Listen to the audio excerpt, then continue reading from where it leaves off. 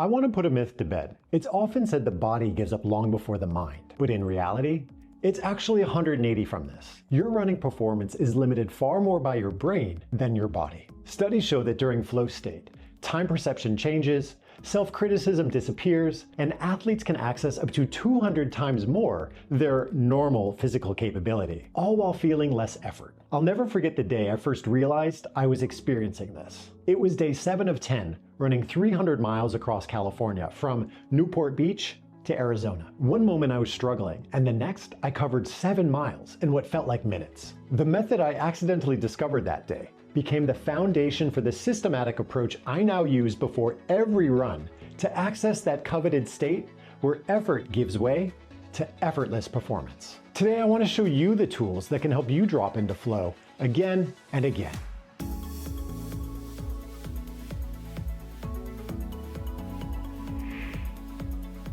What if I told you your brain is actually hiding your true running potential from you? I discovered this truth deep in the Mojave Desert while crossing California. The sun beat down relentlessly. I remember passing a highway sign that said, "Next stop, 100 miles." I'd been struggling for hours. And then something shifted. The pain disappeared, time compressed, and I covered 14 miles in what seemed like 30 minutes. When I checked my watch, only a couple of hours had passed. I was experiencing transient hypofrontality. What is that? It's a state where the brain's self-critical regions temporarily power down. But this dramatic shift wasn't coincidence.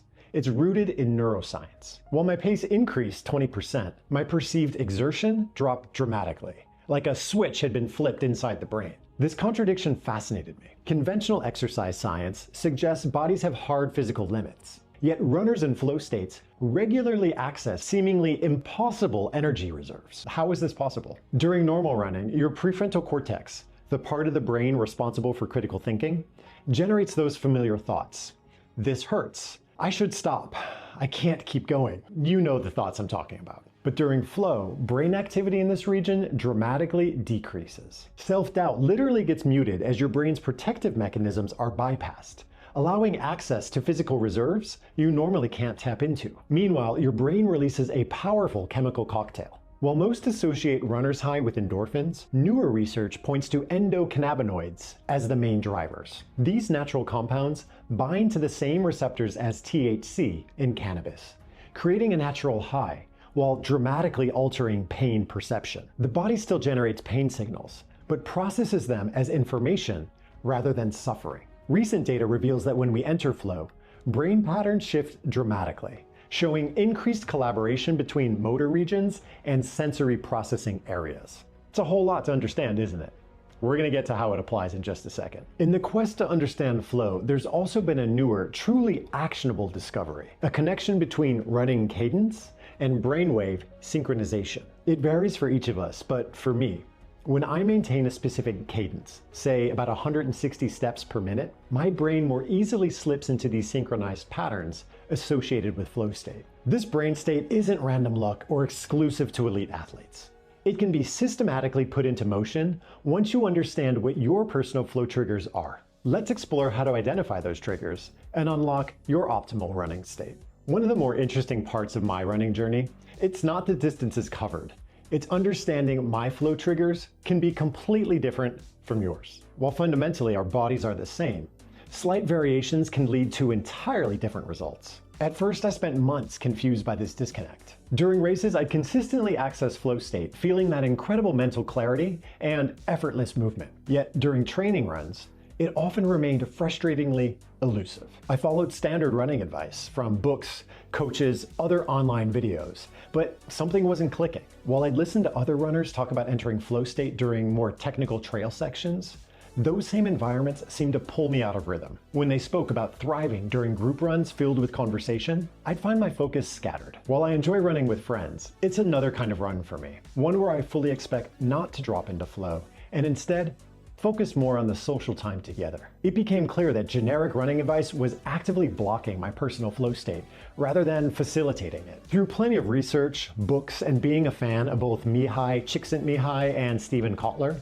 I became familiar with 8 universal flow triggers that appear across all flow experiences: complete concentration, clear goals, immediate feedback, the challenge skill balance, action awareness merging, loss of consciousness, time distortion, and autotelic experience. The key insight was realizing these manifest differently based on your own unique running personality. In my case, I created a systematic approach to test environmental factors. First, I compared trail running to road running, tracking my mental state every mile. The data revealed something unexpected, contrary to conventional wisdom about nature being optimal for flow. I access flow state much more often on consistent road surfaces rather than technical trails.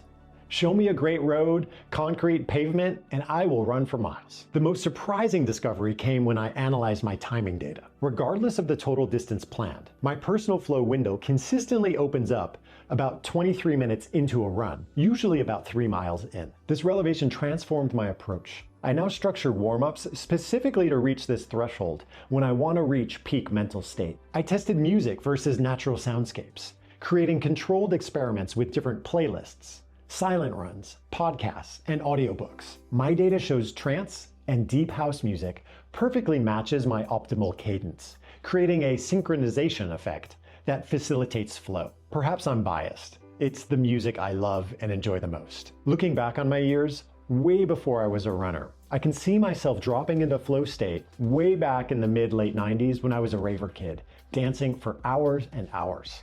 But that's another story. Back to topic. To map my optimal running zone, I connected a challenge skill balance experiment using heart rate data and perceived effort scores. I discovered my flow state most reliably appears between 148 and 157 beats per minute, challenging enough to demand focus, but not so intense that my mind becomes preoccupied with discomfort. You can identify your personal flow triggers by creating a simple tracking system. After each run, rate your flow experience on a scale of 1 to 10, and note any environmental factors, the time of day, your nutrition, the music or audio you listen to, the terrain, and who were your running partners. Within a month, patterns will emerge revealing your unique flow access points. The power of this approach is that it's personalized to you. Rather than following generic advice, you're creating a customized flow profile just for you. This tracking system revealed my optimal running conditions. Solo, later morning runs on predictable surfaces, if not a treadmill, with specific DJ sets of music, starting at a pace slower than I'd like to be running at,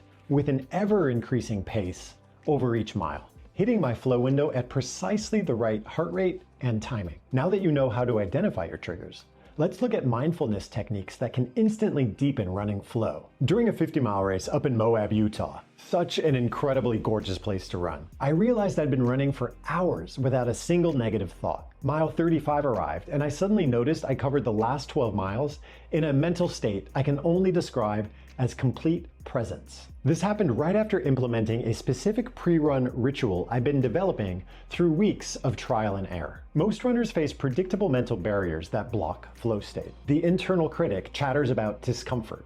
The analytical mind calculates distances and pace, and attention fragments between physical sensations and environmental distractions. These patterns create a noisy internal environment, making flow impossible. The greatest paradox I discovered is that actively trying to enter flow state guarantees that we won't.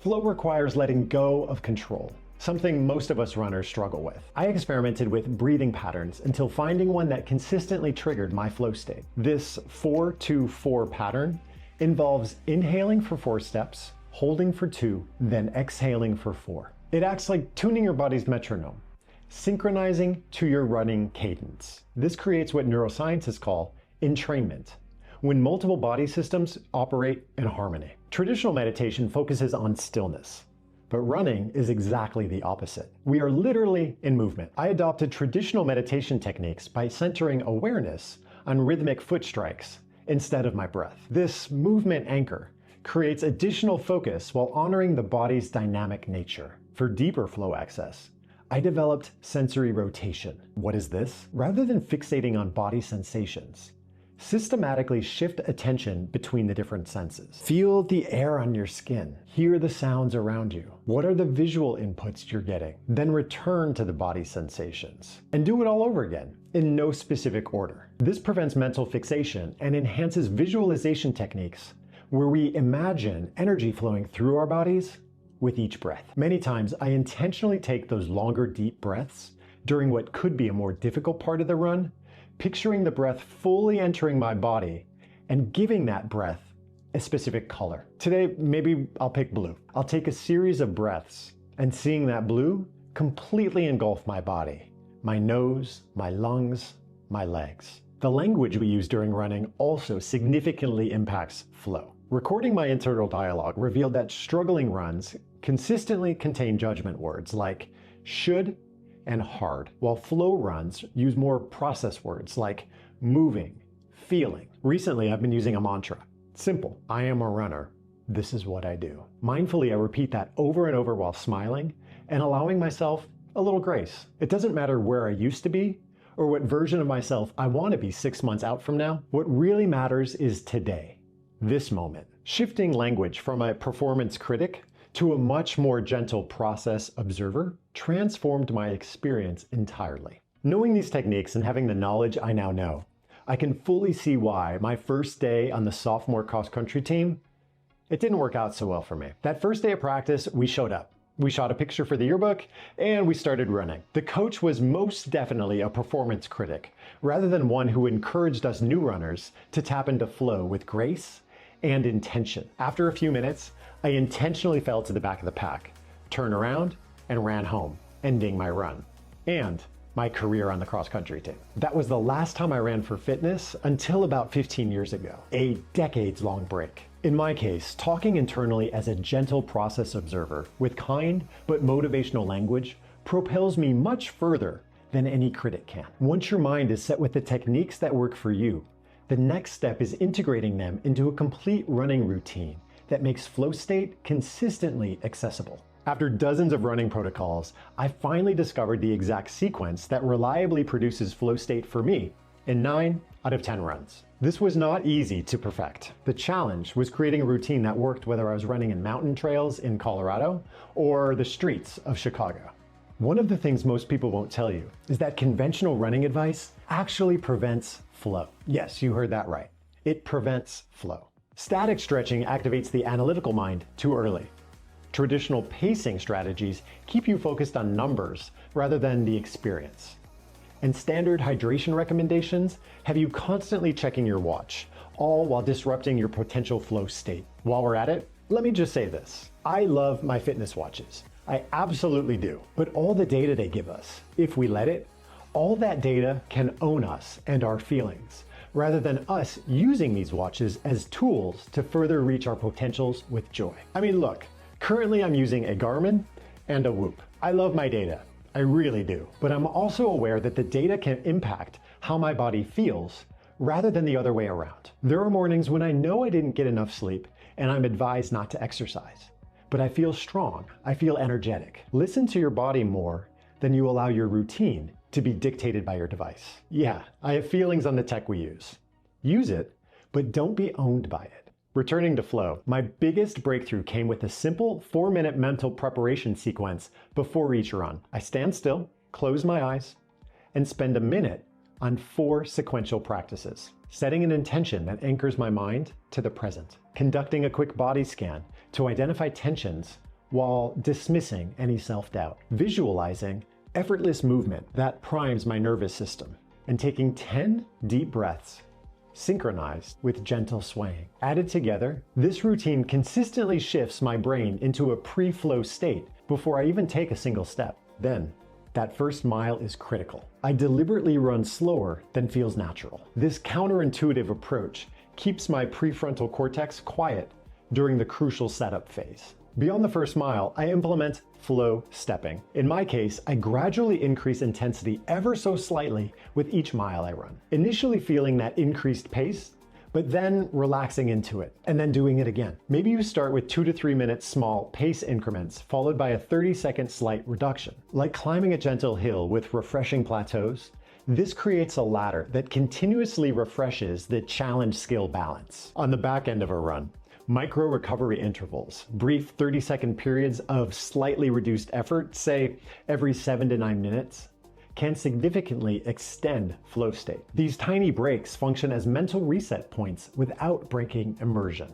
Specific terrain changes also enhance flow. Small rolling hills create natural intensity variations that refresh attention, while subtle surface changes provide sensory novelty that deepens immersion. This systematic approach transformed my running experience. More than anything, I found trusting our bodies and our minds. Freeing ourselves from distraction, putting our phones away, believing in the joy of a good run while relaxing into it is the best guarantee we drop into flow. For me, what was once a purely physical exercise has become a reliable gateway to creative thinking and emotional processing. Running in flow is a profound presence rarely accessible in other aspects of daily life. The most powerful realization I've had about flow isn't that it happens occasionally. It's that anyone can access it consistently. The difference between runners who experience flow regularly and those who rarely do comes down to awareness of their personal triggers and how those triggers are implemented. Start your flow journey by choosing just one technique that we've covered. Try the breathing pattern synced with cadence, or try visualizing the trail and how you want to feel before you begin your next run. Then share your experience in the comments down below. I would love to hear how your journey progresses. Flow transforms effort into enjoyment and struggle into strength. When you discover your personal triggers, every run becomes meaningful, making running itself a journey of continuous self-improvement. And with that, I appreciate you being on this journey with me. As a reminder, all of my videos, adventure travel, health and wellness, and of course, running, and even some men's style, they get posted in the Luxury of Adventure Premium Club on runwithryan.org first. Joining me there would be a huge support, and I would be so grateful. Thank you. Or subscribe here on YouTube. You know what to do. Tap that button down below and please give the video a like. For help finding sustainable motivation, what's your why? Check out the video right here. I'm looking forward to hearing how you're finding your flow. What techniques are working best for you? Until next time, thank you. I'll see you back here soon.